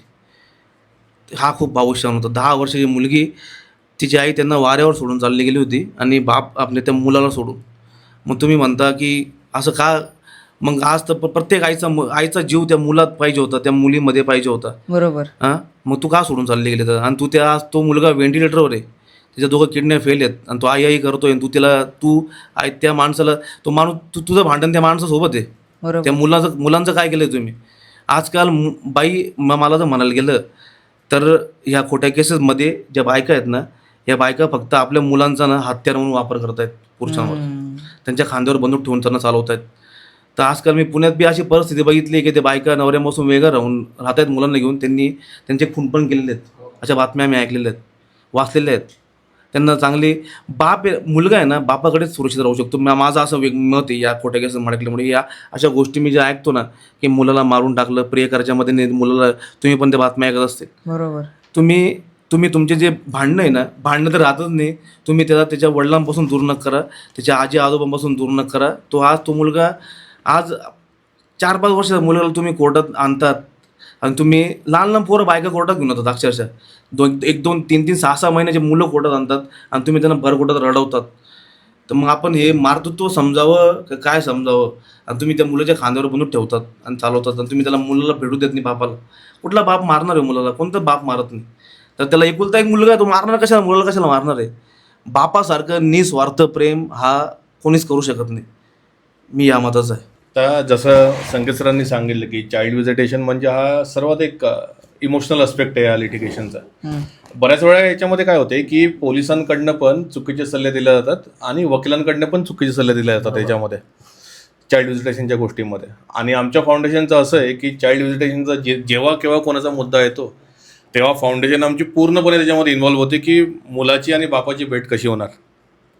आता होते असं की वकील चुकीचे सल्ले देतो की अरे तुम्ही सध्या मुलाचा विषय सोडून द्या, आपण नंतर बघू. कोर्टात ती गेली, जेव्हा जज जवळ जाते ती केस, जज कमीत कमी 6-8 महिने घेतात त्याच्यावर डिसिजन द्यायला. डिसिजन त्याच्यावर काय होते चाइल्ड व्हिजिटेशनवर की तुम्ही महिन्यातून तुम्हाला 2 वेळेस भेटेल परवानगी. आता तुम्ही मला सांगा की एक बाप जर कधी आपल्याला आपल्या मुलाला फक्त 2च वेळेस जर कधी भेटतोय महिन्यात तर त्याचा काय उपयोग आहे? बरोबर आहे. पोलीस लोक पण चुकीचे सल्ले देतात त्यांना की तुम्ही कोर्टात जा, कोर्टात बघा. पण कायद्याचा जर कधी आपण वापर केला, मी माझ्या पर्सनल केसचा मी सांगतो, मी कायद्याचा बरोबर वापर केला आणि मी माझ्या मुलाला जेव्हा वाटेल तेव्हा मी भेटतो. आता तो सध्या 3.5 वर्षाचा आहे. जेव्हा वाटेल मी त्याला तेव्हा घरी घेऊन येतो. फक्त तेव्हाच जेव्हा मी कायद्याचा बरोबर मी वापर केलाय त्यामुळे मला भेटायला मिळते. ओके. सो सर, या सगळ्या केसेसमध्ये म्हणजे म्हणतात ना की टाळी एका हाताने कधीच वाजत नाही, बरोबर? Right. सो काय सांगाल, म्हणजे पुरुषांकडून पण काहीतरी चुकत असेल ना सर? असं थोडी की आपण महिलांबद्दल आज बोलतोय पण ऍक्च्युली पुरुषांकडे पण काहीतरी चूक असेलच. नक्कीच. जसं मी आता सांगितलं मी थोड्या वेळ आधी की आम्ही असं म्हणत नाही की सगळ्या महिलाच दोषी आणि सर्व पुरुष निर्दोष आहेत. महिलांवर पण अत्याचार होतो. पण मी तेच सांगतोय की ती केस कोर्टात जात नाही जेव्हा ती महिला कोर्टात जात नाही. आणि ज्या महिलांवर अत्याचार होत नाही ते कोर्टात जातात. आता बळी आम्ही जास्त महिलांच्या बळी नाही आहेत. आम्ही काही महिलांना दोष देत नाही. आम्ही याच्यामध्ये कायद्याचे बळी आहेत. बरोबर. कायदा ज्याप्रमाणे काम करतो तो पूर्णपणे महिलाच्या फेवरने काम करतो. तिथे कोणता इनडायरेक्ट एव्हिडन्स सुद्धा नसतो की तिथे आम्ही महिलांना त्रास दिलेला आहे. पण असं झालेलं आहे भारताच्या न्यायव्यवस्थेमध्ये की trial is itself a punishment. जी ट्रायल चालते मिनिमम 5-7 वर्ष, 10 वर्ष, असे पण व्यक्ती आमच्या ग्रुपमध्ये की ज्यांचं एज जेव्हा 54 होतं तेव्हा त्यांच्यावर 498 पडली आणि आज त्यांचं एज 74 आहे. मागच्या 20 वर्षापासून ते कोर्टाच्या चक्रा मारत आहे. याच्याबाबत मी तुम्हाला एकच सांगू शकतो की हर महिला बेचारी नाही आणि हर पुरुष अत्याचारी नाही, एवढंच सांगू शकतो. नाही काय आहे, हर पुरुष अत्याचारी नहीं होता और हर कोर्ट कचहरी और पुलिस स्टेशन जाने वाली महिला, रोने वाली महिला बिचारी और अबला नहीं होती. हे पण तितकंच खरं आहे. आणि तुम्ही जो प्रश्न केला होता की प्रत्येक वेळेस पुरुषच महिलाच चुकीचं नसते. लग्नानंतर ज्या व्यक्तीचा संसार महिना, 2 महिन्यात, 3 महिन्यात उद्ध्वस्त झालाय, काही 2-2 दिवस झालेत. पूर्वी काय व्हायचं माहिती आहे का झाले असतील उद्ध्वस्त? याचं आम्ही मी स्वतःचं एक ऑब्झर्वेशन म्हणजे असं एक ऑब्झर्वेशन आहे. पूर्वी काय व्हायचं माहिती आहे का? आणि तिथं जे माझे आई वडील किंवा तुमच्या सगळ्यांचे आई वडील आपल्या आईला अर्धा ग्रॅम सोनं घ्यायचे, बरोबर? तर ते अर्धा ग्रॅम सोनं करत आज तिचं वय 60, 65, 55 वय, किंवा वडील रिटायरमेंट झाल्यानंतर त्या बाईला 3 तोळा 4 तोळा सोनं मिळतं रिटायरमेंट नंतर. आजकाल मुलींना 15 तोळा सोनं जागेच मिळतंय, त्याशिवाय लग्न होत नाही. आणि सासऱ्यांची डिमांड काय असते, तुम्ही सोनं चढवा, उद्या उठून विकून टाका. कोणी विकत नाही सोनं. आणि 10 ते 15 तोळा सोनं अक्षरशः मुली माहेरी निघून जातात गेल्यानंतर आणि परत येतच नाही. असं म्हणणं आहे का तुमचं की जे आयतं भेटतंय त्यामुळे प्रॉब्लेम आहे? आयतरी म्हणते ना, ते म्हणतात ना लोक, त्यांची मानसिकता राहिली नाही मुलींची आज. म्हणजे मी तुम्हाला आधीच बोललो ना, प्रेम होतात, 7-8 वर्षे प्रेमात असतात, लग्न पण होतं, साखरपुडा पण होतो, मग संसार का नाही होते? कारण की संसारानंतर कोणताही व्यक्ती असो जबाबदाऱ्या असतात. आणि संसारात आहे ना, गुलाबाचं फूल आणून देणारा आणि कोथिंबीरची जुडी आणून देणाराच माणूस हा संसारात पडत असतो. कारण की संसार हा खूप वेगळा विषय आणि प्रेम प्रकरण हा खूप वेगळा विषय. त्या संसारात अप डाऊन होतं घटना. आत्ताच इथं पॉडकास्टला शूटला येताना एक फोन आला यांना की नवरा कर्जबाजारी झाला म्हणून त्याच्याशी घटस्फोट झालेला आहे. घटस्फोट बायको तयार झाली. का बिझनेसमध्ये अप डाऊन होत नव्हतं का? सुरुवातीचे दिवस पण आपण बी बघितले, आपल्या आईवडिलांनी पण दिवस काढलेले आहेत, परत पुरुषांनी आईवर दिवस काढलेले आहेत. पण नाही, आम्ही जे ठरले मुलाला 1 कोटी पॅकेज तर 1 कोटी पॅकेजेस. का बरं कोरोनासारखा विषय काळ येऊ नाही शकत का परत? बरोबर आहे. काही ना काही चढ आयुष्य म्हणजे काय, चढ उतार आहे ना. बरोबर. आयुष्य चढ उतार आहे. आणि आपण प्रत्येक वेळी म्हणतो की गाडीचे 2 पहिये म्हणजे नवरा बायको असतात. मग एक पहिया तर शाबूत आहेच ना, तो तंग धरूनच येऊ. मला ती व्यक्ती 12 घंटे ड्युटी कोणासाठी करते? मला त्याचं उत्तर तुमच्याकडून अपेक्षित. कोणासाठी करते ड्युटी? फॅमिलीसाठी करतोय ना. बरोबर की तो सकाळी 7ला तो संध्याकाळी 7ला कोणासाठी येतोय? की माझ्या फॅमिलीला चांगलं आयुष्य मिळावं, माझ्याच मुलं नाही इंग्लिश मिडियमच्या शाळेत शिकावं, काही ना काही करावं. मी तो हातभर जेव्हा माणसाचं लग्न होतं तेव्हा माणूस खडबडून जागा केव्हा होतो माहिती आहे? म्हणजे म्हणतो ना आपण, खडबडून जागा झाला माणूस, एखादा मनुष्य जेव्हा त्याचं लग्न होतं तेव्हा तो माणूस खडबडून जागा होतो. तेव्हा त्याला परिस्थिती समजते. आजपर्यंत आपण जी आयुष्य जगत आलो आहे ते आपल्या आईवडिलांच्या जीवावर बेत चालू आहे. पण जेव्हा घरात ते म्हणतो ना आणा चालू झाला ना, आणा बायकाची जेव्हा डिमांड करते, संसार काहींचे खूप सुरळीत चालू आहे. बायका आज पण नेटाने संसार करतायत. ज्यांचे ते म्हणतात ना, ज्या बाईला संसार करायचा असतो ना ती झोपडीत पण संसार करते, आणि ज्याला करायचा नसतो ती बंगल्यात पण संसार नाही करत. म्हणजे त्यांना 15 हजार पगार आहे असे सुद्धा कुटुंब आज सुखी चालू आहेत. ज्यांना 1.5 लाख रुपये पगार आहे ते सुद्धा आज ते लोक कोर्टात चक्रा मारत आहेत. तर मग सुखी कोण आहे हा प्रश्न पडतोय. आणि ह्या भांडणांमध्ये कोणाचा फायदा नाही, ना पुरुषाचा फायदा आहे ना बाईचा फायदा आहे. बाईला तर ठीक आहे, तिला सहानुभूती मिळून जाते, पण पुरुषाला त्याचा बळी जातो 100%. आणि त्याचं सांगण्याप्रमाणे 7 मिनिटाला एक पुरुष आत्महत्या करतोय. अजून कोणी पुरुषांनी आत्महत्या 100% केली असतात. आम्हाला पुढच्या आता या मेळाव्या झाल्यापासून असे फोन येत आहेत की सर आम्ही डायरेक्ट गळफास लावून घेतला आहे, आम्ही आता काय करायचं, आमचं मरणाचं हे नाही ते नाही. आणि चांगले त्यात डिपार्टमेंट पोलीससुद्धा असतात, पोलीससुद्धा, की असंच नाही की कोणतरी एकदम आहेत IIT field, engineering field, doctor field, CA वगैरे खूप चांगल्या पदावरचे. आपण त्यांना काय समजून सांगणार आहे? या गोष्टीला काय करणार आहे? त्याची परिस्थिती आपण काही समजून घेणार आहे? भाऊ तू आधी येऊन भेट, आधी बोल काय परिस्थिती. कारण ती परिस्थिती कोणी समजून घेत नाही ना. कारण त्याची मनातले अर्थ हात तो कोणाला सांगणार आहे ना. वकील काय सांगाल, भाऊ ये तारखेला बघू आपण, तारखेला काय होतं. पोलीस सांगतो ये भाऊ तू एक पोलीस स्टेशनला ये, तू काही प्रॉब्लेम नाही. त्याचं म्हणणं कुठं मांडणार आहे? माझं ऐकून घ्या. जज साहेबांना म्हणतो माझं ऐकून घ्या, मी चुकलेलं नाही.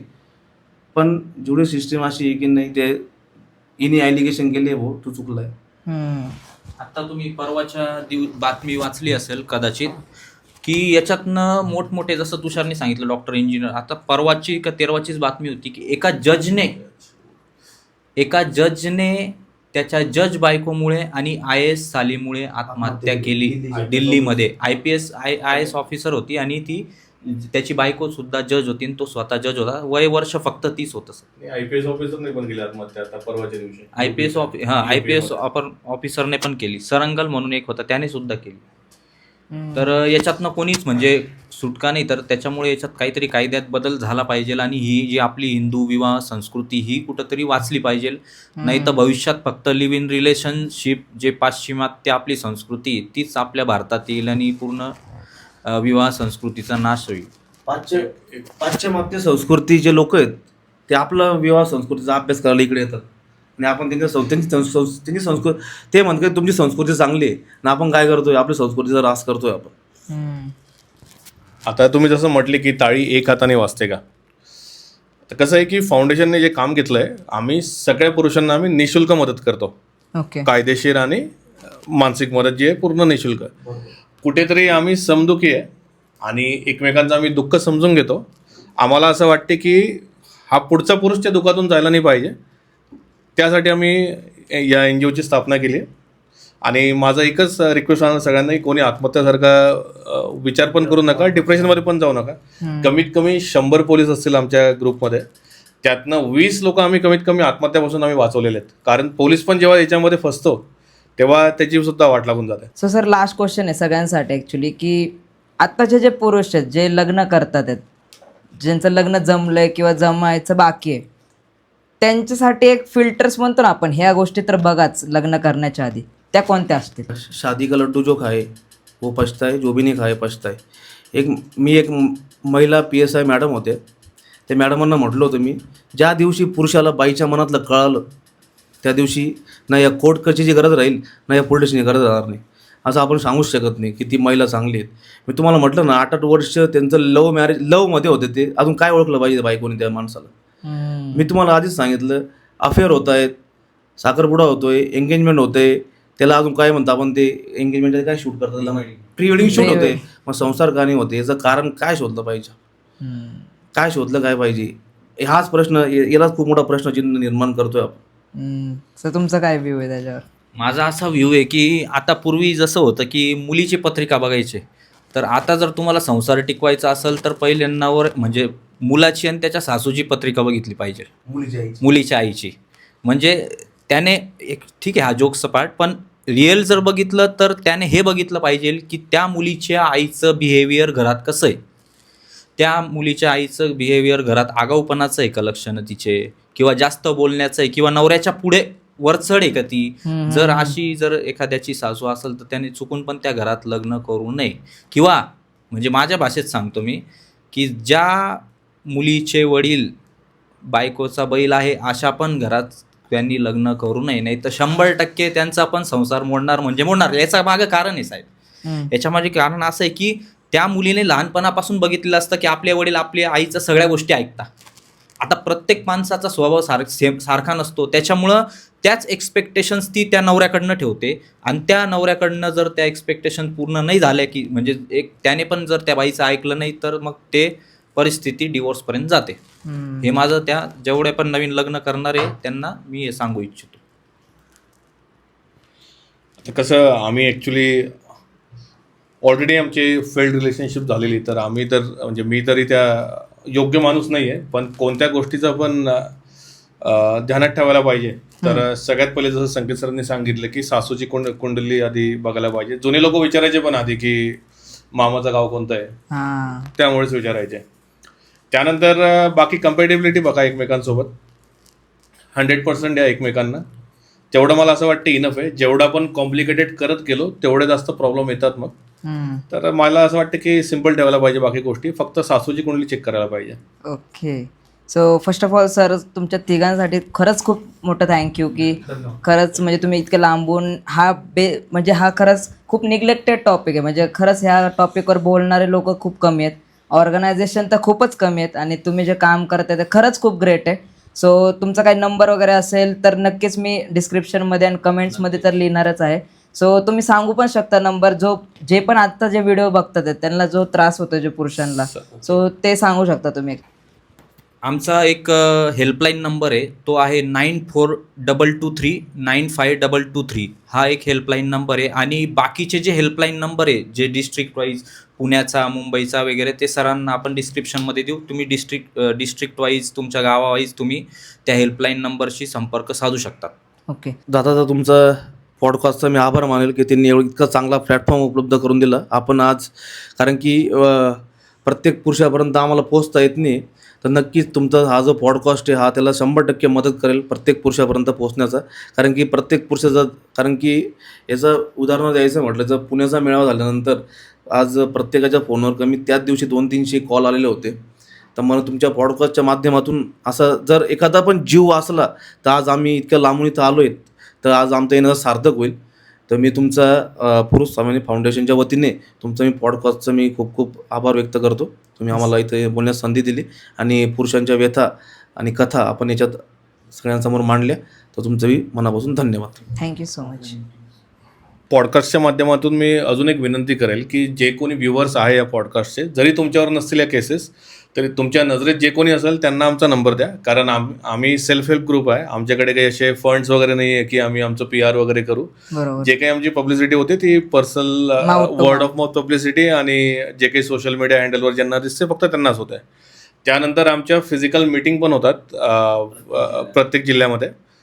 तर तुम्ही जो काही नंबर येईल तुम्हाला डिस्क्रिप्शनमध्ये और बॅनरमध्ये पॉडकास्टच्या शेवटी त्या नंबरला कॉन्टॅक्ट करा. ग्रुपमध्ये एक वेळेस तुम्ही ॲड झाले, तुम्हाला मुंबई, पुणे, नाशिक, छत्रपती संभाजीनगर, अमरावती, अकोला, नागपूर, धुळे इथे होणाऱ्या मीटिंग्सची पण तुम्हाला माहिती भेटेल. आणि प्रत्येक आठवड्याला होते मीटिंग.